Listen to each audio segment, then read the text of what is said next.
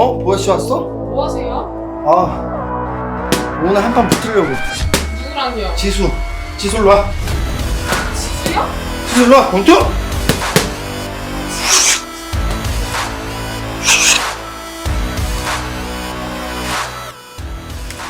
아니, 올라갈 것처럼 하다가 떨어도 되겠어? 아, 힘들어. 지수 일로 와. 지칠 시간이 없다. 지수 일로 와. 대표님 지치면 안 돼요! 지수 일로 와.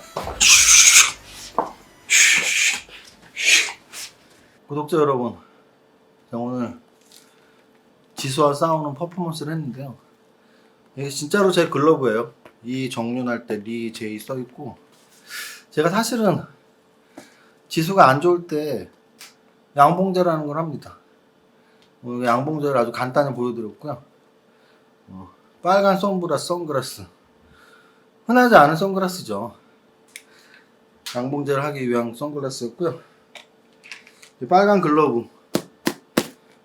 지수야, 너 말 안 들으면 또 한 번 더 한다. 그리고 빨간 셔츠, 제가 제일 좋아하는 겁니다. 이건 진짜 제가 여태까지 샀던 옷 중에 가장 본전 뽑은 옷이에요. 두 개를 똑같은 걸 했는데, 왜 똑같은 걸 했냐면 이게 10,000원인 게 그런데 택배비가 2,500원 너무 아깝더라고요. 그래갖고 똑같은 거 두 개를 샀거든요. 한 3년 전에 샀는데 여태까지 입은 횟수가 뭐 수백 번이 될 테니까 제가 제일 좋아하는 빨간색입니다. 이쁘지 않나요? 버건디 색깔. 자, 이 정도 하면은 지수가 깜짝 놀랐겠죠. 아, 대한민국의 슈퍼개미가 이렇게 빨간색으로 양봉제를 계속 하는구나. 그래, 알았다. 내일은 내가 빨간색 보여주마. 내일 지수 올라가면 저 때문입니다. 오늘 장 바로 시작할게요. 옛날 어린이들은 호환, 마마, 전쟁 등이 가장 무서운 재앙이었으나 현대의 어린이들은 오늘 좀 기분 안 좋은 분들 있을 거 아니에요. 근데 저는 제가 제일 좋아하는 말, 힘들 때 울면 3류, 파이팅하면 2류, 1류는 힘들 때 웃는다 그러더라고요. 여러분도 오늘 웃고 지나가세요.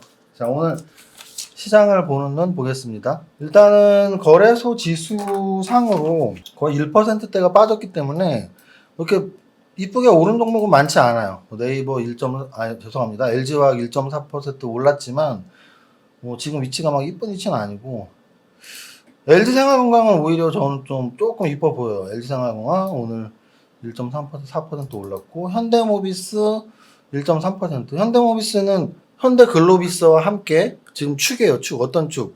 현대차 지배구조 개편의 축이에요. 현대글로비스가 될지 또는 현대모비스가 될지 아직 확정은 아니지만 분명히 두 개의 회사가 이용이 될 겁니다. 포스코 오늘 올랐는데요. 저는 포스코가 오른 게 현대제철 때문에 올랐다고 생각해요. 보시면 시가총액 상위에서 오늘 5% 이상 오른 게 두 개가 있는데요. 그 두 개가, 하나는 현대글로비스, 아까 말씀드렸던 현대차 지배구조 개편 때문에, 사실 어제 공부 좀 하는 분들은 다 체크가 됐죠. 보혜씨 기억나죠? 대형주 제목 중에 현대글로비스였죠. 네. 그 이유가 바로 정의선 체제가 출발을 어제 했고, 정의선 체제가 출발했으니까 당연히 정의선 씨 지분율이 있는 현대글로비스가 각광을 받을 수가 없다라는 건 누구나 예상할 수 있으니까 오늘 양보선이 나왔는데, 두 번째로 또 관련이 있는 종목 중에 하나가 현대제철이에요.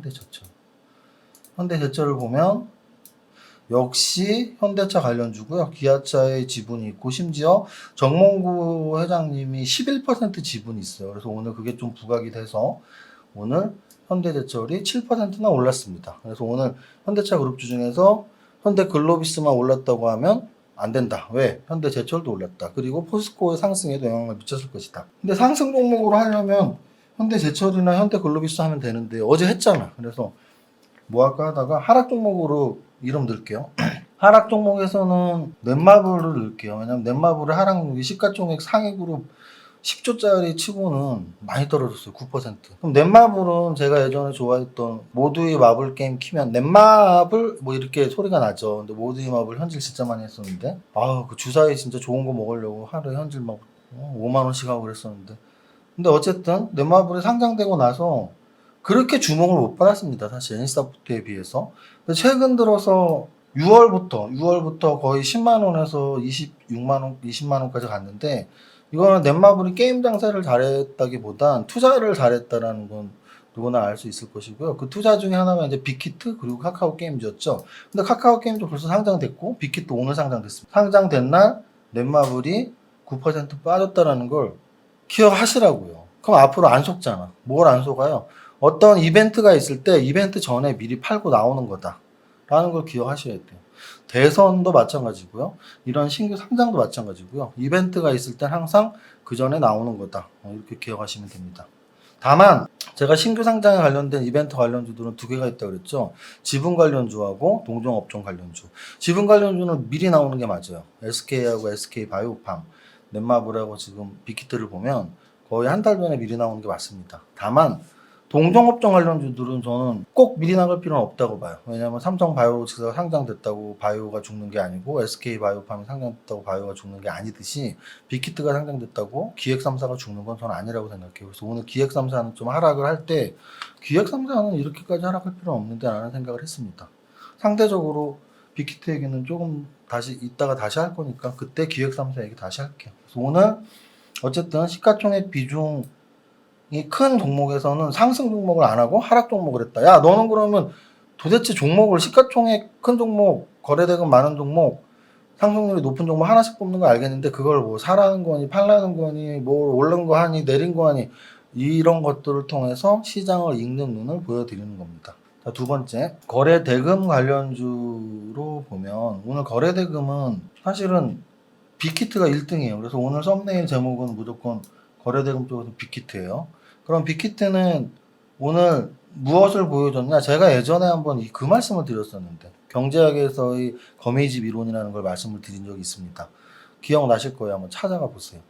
거미집 이론은 무엇이냐면 원래 경제학에서 모든 시장에서의 가격은 수요와 공급에 의해서 결정이 됩니다. 우리가 첨가물 시장, 수산물 시장을 생각하면 돼요. 매일 아침마다 예를 들어 갈치 가격이라고 할까요? 갈치 가격이 워낙 비싸니까 매일 아침마다 제주도에서 갈치가 오면 노량진 수산물 시장에서 경매가 붙죠. 갈치 한 상자에 뭐 20만 원, 30만 원 막 경매업자가 막 이렇게 경매하시는 분이 이렇게 손을 막 이렇게 표시를 하죠. 그러면 그걸 사는 분들이 만약에 서로 비싸게 살려면 즉 갈치가 양이 부족하면 서로 비싸게 살려고 그러겠죠. 많은 사람들이. 그럼 갈치값은 더 올라갈 거예요. 반대로 갈치가 양이 많고 갈치를 사겠다는 사람이 적으면 갈치값은 떨어질 거예요. 그런데 매일 아침마다 갈치 가격이 결정되죠. 수요와 공급에 의해서 매일 갈치 가격이 결정이 돼요. 그런데 우리 주식도 마찬가지예요.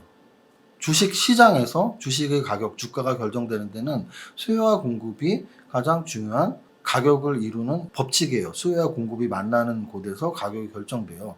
그런데 이 신규 상장에 대한 건 좀 다르게 생각하실 필요가 있어요. 뭐냐면 신규 상장은 약간 거미집 이론이 적용되는 곳인데요. 거미집 이론은 뭐냐면 매일매일 시장이 열려서 수요 공급이 만나는 점에서 가격이 결정되지 않는 특수한 상황이 있는 거죠. 예를 들면 부동산 아파트 같은 경우. 아파트 값이 오늘 오르고 떨어지는 거에 의해서 아파트 공급이 탄력적으로 막 바뀌지 않는단 말이에요. 그래서 공급이 탄력적이지 않은 아파트 값 또는 농산물, 뭐 배추 농사, 마늘 농사 다 마찬가지입니다. 1년에 한 번 배추 농사, 마늘 농사를 지니까 공급이 탄력적일 수가 없어요. 그래서 이런 농산물 또는 부동산 같은 경우에 뭐 파동이 있는 거죠. 농산물 파동, 부동산 가격 파동. 근데 저는 신규 상장주도 비슷하다고 봅니다. 그래서 신규 상장주 같은 경우에 막, 야, 저기서 먹었대. 그러면 사람들이 많이 몰려요. 또 먹었대. 또 많이 몰려요. 그러다 보면은 거품이 생기죠. 신규 상장주에서. 그럼 이제 사람들이, 아, 신규 상장주 더 사면 안 돼. 사면 안 돼. 이러면 또 이제 주 거품이 빠지고 그런 과정을 계속 거치는데 저는 SK 바이오팜에서 이제 성공 사례가 나온 거죠. 근데 SK 바이오팜보다 카카오 게임즈가 사실 덜 올랐거든요. 이번 빅히트는 당연히 덜 오를 것이라는 건 학습 효과가 말해주는 거예요. 근데 오늘은 덜 오른 정도가 더블 출발해서 상한가는커녕 마이너스 마감을 했다라는.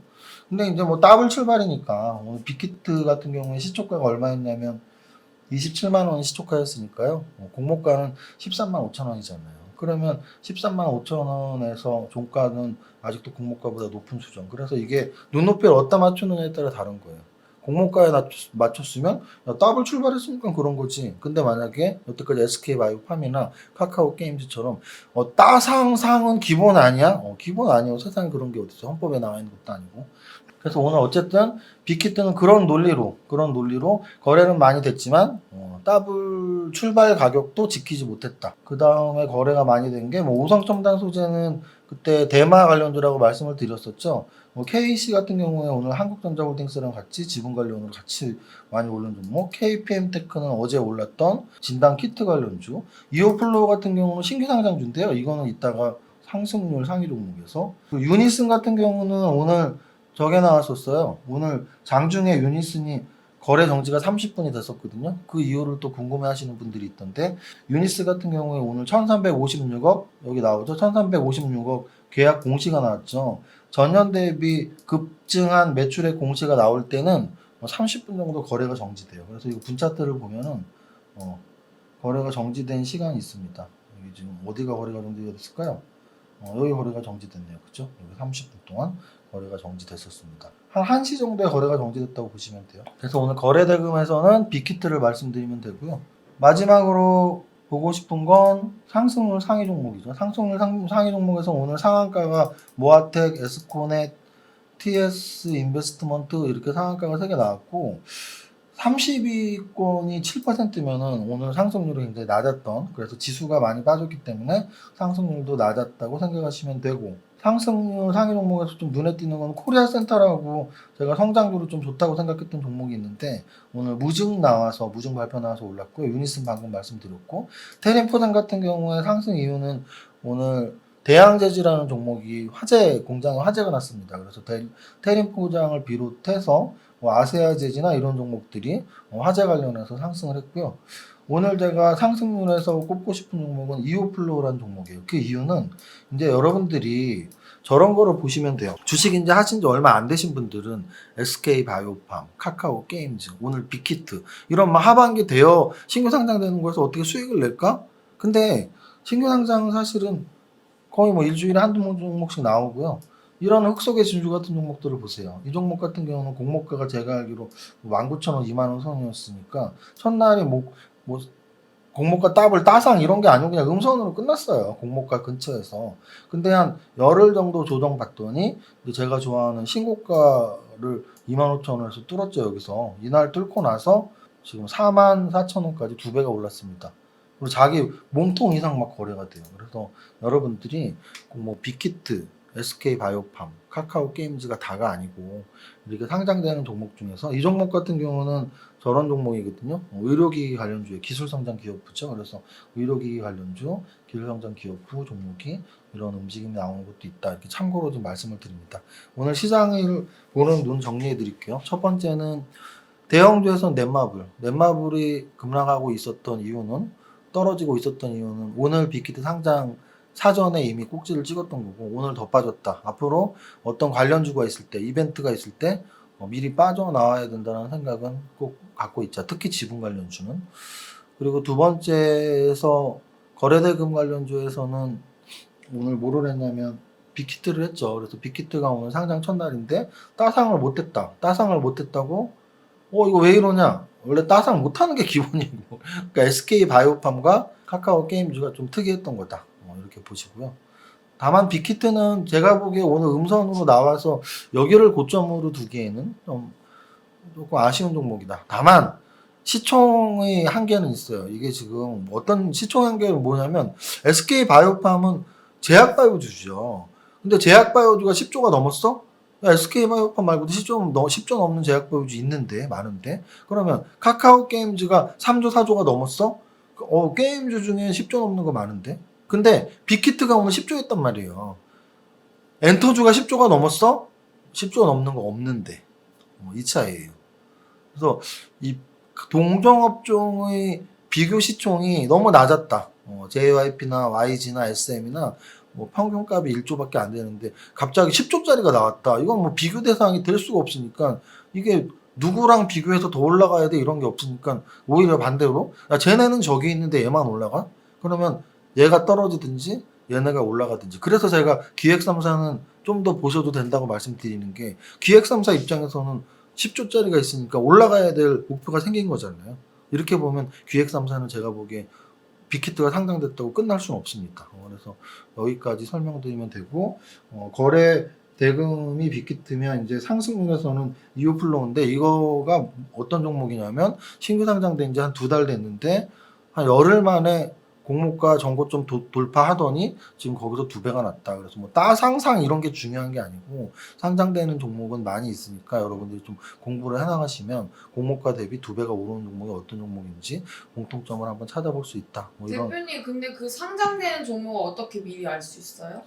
미리 알 수 있는 거는 그런 사이트들도 많이 있고요. 알려주는 사이트들도.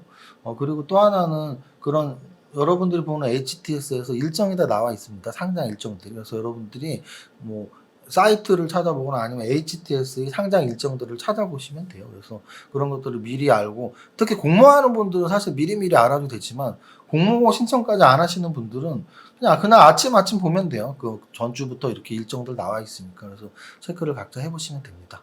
여기까지 하고 부자 노래는 오늘 이거 끼고 한번 해야겠는데 이게 딱 기본 자세로 가드를 올리고 가드 올려. 자 지수야 내일도 떨어지면 나한테 이제 죽어. 내일 올라야 돼 알았지?